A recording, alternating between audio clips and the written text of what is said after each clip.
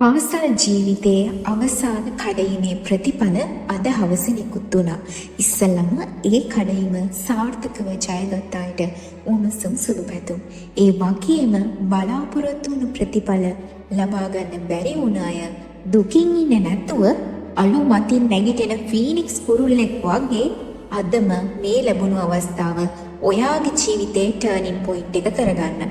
ඔයාට වැරදෙන්නේ නැති, ඔයා සමහර විට වැඩ කරන්න පරක්කු වෙන්න ඇති. ඒත් මෙතන නෙවෙයි ඔයා නවතින්න ඕනි තැන. ඔයාට හිතෙනවා නම් දැන් සේරම ඉවරයි කියලා. ඔයා ෆේල් උනේ එහෙම හිතෙන්න පටන් ගත්ත මුල්ම මොහොතෙමයි. ඔයා පළවෙනි පාර එක්සෑම් එකට මුහුණ දීපු කෙනෙක් නම් ඔයාට තව chances දෙකක්ම තියෙනවා. ඒකෙන් අදහස් වෙන්නේ නැහැ ඔයා ඒ දෙකම try කරන්න ඕනි කියලා. ඔයාට ලැබෙන පළවෙනි chance එකම ඔයා ප්‍රයෝජනෙට ගන්න ඕනි. ඔයත් එක්කම එකට ඉඳපු යාළුවෝ සමහර විට ඔයාට වඩා ගොඩක් හොඳ රිසල්ට් එකක් අරගෙන ඇති. කොච්චර හොඳින් හිටියත් අවංකවම ඔයාගේ හිතට දැනුණා නේද? අනේ මාත් තව ටිකක් වැඩ කරා නම් කියලා. එහෙනම් මටත් මේ වගේ රිසල්ට් එකක් ගන්න තිබුණානේ කියලා. කාලය ආපස්සට හරවන්න අපිට බෑ.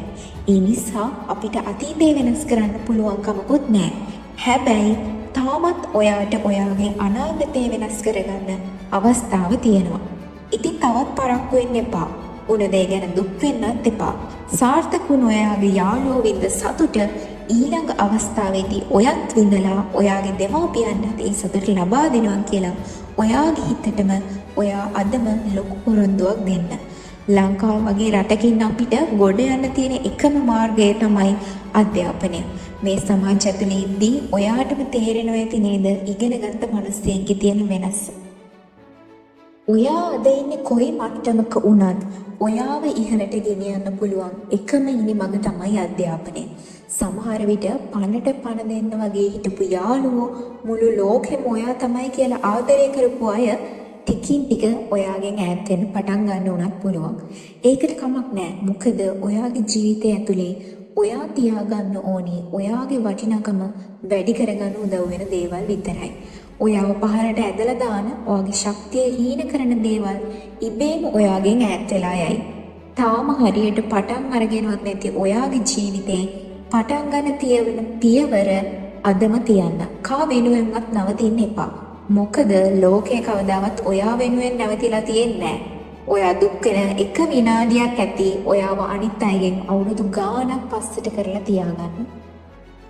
මේ ලෝකේ හැමෝම එකපාර සාර්ථක වුණේ නැහැ. හැමෝටම එකම විදිහේ හිමිවීමක් තිබුණෙත් නැහැ.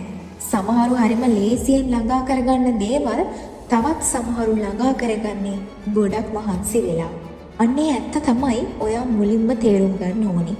එතකොට තමයි ඔයාට ඔයා ඉස්සරහට වැඩ කරන්න ඕනි කොහොමද කියලා තේරෙන්න ගන්නෙ. ඔයා කොච්චර වෙලාවක් වැඩ කරන්න ඕනිද, කොයි විදිහටද ඔයා වැඩ කරන්න ඕනි කියන දේවල් රැඳිලා තියෙන්නේ ඒ දේ මත. ඉතින් ඉස්සෙල්ලම ඔයා ඔයාගේ මට්ටම තේරුම් අරගෙන ඉතිරි මාස කිහිපය වෙනුවෙන් සැලසුම් හදාගන්න. අමතක කරන්න එපා ඔයාට තවම මාස 6ක් වගේ කාලයක් තියෙනවා. ඔයාගේ ජීවිතේ වෙනස් කරගන්න. හොඳ විදිහට වෙනස් කරගන්නවද නැද්ද කියන තීරණෙත් රැඳිලා තියෙන්නේ ඔයාගේ අතේමයි.